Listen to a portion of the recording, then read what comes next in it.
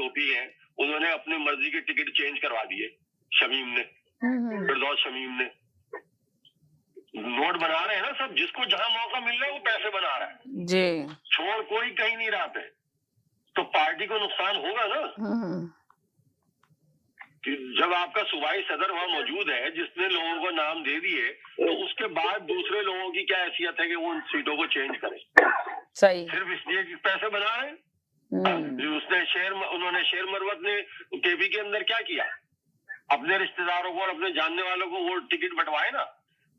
सिंध के उसके अंदर, पंजाब के अंदर इन्होंने तीनों ने, शुएब शाहीन ने और लतीफ खोसा ने और सबने मिलके, लतीफ खोसा ने अपना भी टिकट ले लिया, बेटी का भी टिकट ले लिया। चले एक सेकंड चौधरी साहब, मैं इनका ले लूं, एक कॉलर है जी। हेलो जी, अस्सलाम वालेकुम। जी वालेकुम अस्सलाम जी, क्या कहेंगे आप? जी मैं ये कहूँगा, ये जो बिलावल भुट्टो साहब कह रहे हैं ना, ये दाना डाल रहे हैं कि भाई आप हमें वोट दें और हम इक़्तिदार में आके तो वो केसेस वगैरह क्लियर करेंगे। अब हम लोगों को ये पता है कि भाई इमरान खान को जेल में डाला किसने? जिसने डाला वो अगर निकालने को राजी नहीं, और वो है भी सबसे बड़ा, इन सबसे ताकतवर है सारे सियासतदानों से। भाई बिलावल ने डाला जेल में, निकालेगा तो बिलावल बेचारा कैसे निकाल सकेगा? वो तो बेचारा कहाँ से हो गया यार? ये भाईजान, ये बेचारा कहाँ से हो गया? बिलावल ने तो उसको जेल में डाला है सबके साथ मिलके। यही तो पीटीआई की बचकाना बात है। ये तो है कि जो वोट ऑफ नो कॉन्फिडेंस था वो पीपल्स पार्टी के बगैर हो नहीं सकता था। वो सारा काम पीपल्स पार्टी ने किया, इसको जेल में डलवाया पीपल्स पार्टी ने, तारिक कारस्तानी इन्होंने की है, और अब मरहम लगा के दोबारा इनको जख्मी करके मारेंगे। जी बिल्कुल उड़ा रहे हैं मार के भाई। वो ये ना ये डालने में थे ना निकालने में है, बस ये आप ये कहना चाह रहे हैं कि बिलावल का ना डालने में हाथ था ना निकालने में हाथ होगा। हाँ, ये बड़े बड़े दावे ऐसे ही कर रहे हैं, ये सियासी बयान इनका। इनको निकाला नहीं है, इनकी गवर्नमेंट खत्म नहीं कराई है पीटीआई की बिलावल ने। जी वो बिल्कुल हुई है, लेकिन उसके पीछे कौन था? जितनी चीजें पीटीआई के साथ हुई है, चौधरी साहब, अगर बेनजीर मुर्तजा भुट्टो को लेके आ सकती आपने, जब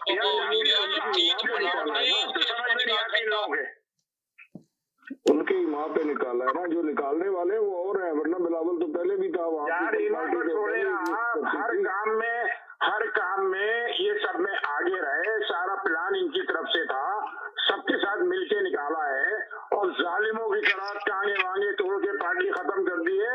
अब मरहम लगा रहे हैं दोबारा मारने के लिए, तो इसकी जिंदगी सियासत कर रहे हैं। लेकिन मैं आपको बता दूं, तारीख से समझने सीखते हैं, पीपल्स पार्टी को कितना दबाया था। जियाउल हक ने 11 साल मरहूम ने दबाया था। जब पहले इलेक्शन हुए थे तो बेनजीर भुट्टो वजीर आजम बनी थी। इसी तरह ये जो नवाज शरीफ है, इसको कितनी दफा निकाला गया, 2-3 दफा तो मुल्क बदल किया गया। मुशर्रफ ने क्या क्या नहीं किया इनके साथ, 10-11 साल उसने भी हुकूमत की, लेकिन आखिर मियाँ साहब आए और उनको लोगों ने इक़्तिदार दिया। और मुझे यकीन है, बल्कि काफी श्योर हूँ मैं, कि इस दफा भी अवाम जो है मजलूम का साथ देंगे, और किसी न किसी तरह। आपको लग रहा है कि साथ नहीं होती है? देखिए, अगर पीटीआई ने आना है तो किसी बैरूनी ताकत के कदमों में बैठना पड़ेगा, जैसे दूसरी पार्टियां बैठती हैं और बैरूनी ताकत से प्रेशर डलवा के कंट्री में दाखिल होती हैं और हुकूमतें करती हैं। अब जैसे इमरान खान साहब के अगर इंग्लैंड से ताल्लुकात हैं, इनकी पहली वाइफ से, वहां से कोई पर्ची वर्ची लगवा के आए, ये तो बच्चों की तरह जो दूसरे कंट्री के खिलाफ बातें करते हैं। पर्ची वाला आदमी ने पर्ची का नाम ले ही लिया।